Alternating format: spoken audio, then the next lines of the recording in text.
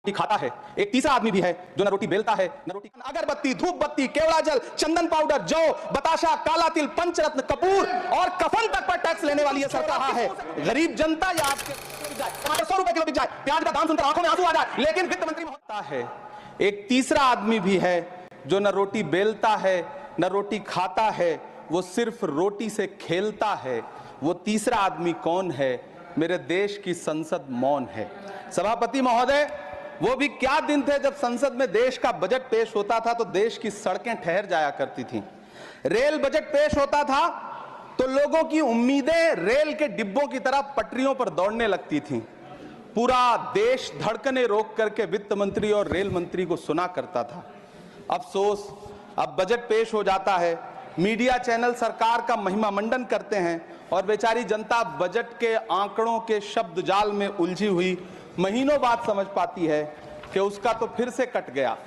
सभापति महोदय, पिछले 2 साल अमृतकालीन बजट पेश किए गए और इस बार एक नई शब्दावली गढ़ी गई है, तुष्टीकरण बनाम संतुष्टीकरण का बजट। सभापति महोदय, सुनने में कितना अलंकारिक लगता है ये शब्द। सोच रहा हूं देश की वित्त मंत्री और प्रधानमंत्री जी से पूछूं कि आखिर किसकी संतुष्टि? जिस बजट में मनरेगा के लिए 1 रुपए की बढ़ोतरी ना हो, वही पुराना 86,000 करोड़, जबकि पहले ही 9,754 करोड़ का घाटा हो, जिस मनरेगा से करोड़ों मजदूरों के घर में चूल्हा जलता हो, उस मनरेगा में काम करने वाले गरीब मजदूरों के लिए अगर आपके खजाने से 1 रुपया भी इजाफी नहीं निकल सका तो भला कौन संतुष्ट हुआ साहब? इस देश का गरीब मजदूर या आपके उद्योगपति दोस्त? वो जो महाराष्ट्र में लोकसभा और विधानसभा के बीच में 40 लाख मतदाता बढ़ाए गए थे, अरे उन्हीं के लिए मनरेगा का थोड़ा सा बजट बढ़ा देते। क्या उसमें मनरेगा का एक भी मजदूर नहीं था 40 लाख लोगों में? सारे के सारे 12 लाख की छूट वाले से आगे के लोग थे।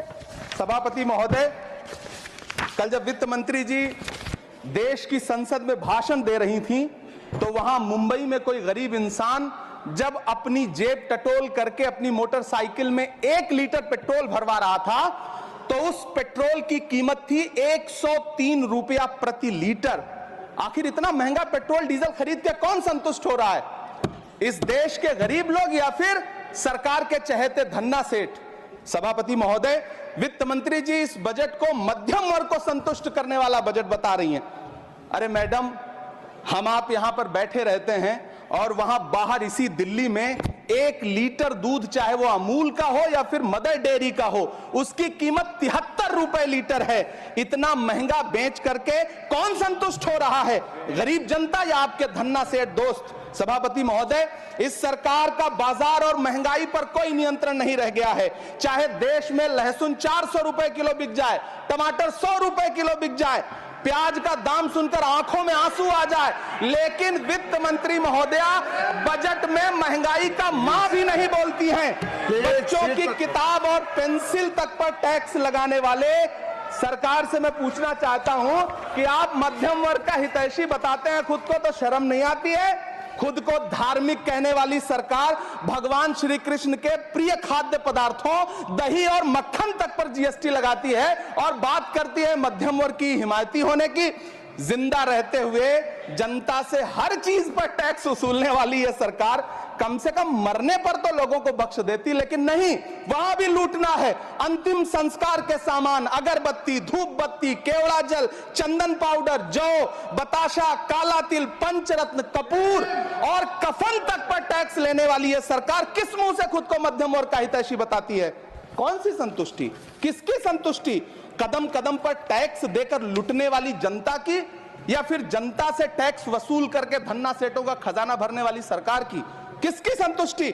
सभापति महोदय, 18 अगस्त 2015 आरा का बिहार का ऐतिहासिक मैदान, सजा हुआ मंच, हजारों की भीड़ और सामने खड़े हुए देश के प्रधानमंत्री का भाषण।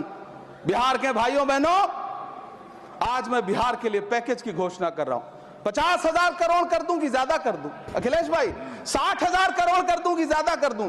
70,000 करोड़ कर दूं कि ज्यादा कर दूं? 80,000 करोड़ कर दूं कि ज्यादा कर दूं? चलो, मैं बिहार को 1.25 लाख करोड़ का पैकेज दे रहा हूं। 10 साल हो गए सभापति महोदय, वही ढाक के 3 पात, बिहार आज भी विकास की बाट जोह रहा है। भाषण आज भी प्रधानमंत्री जी के यूट्यूब चैनल पर सुना जा सकता है। जो झूठ बोल के करता है मुतमईन सबको, वो झूठ बोल के खुद मुतमईन नहीं होता।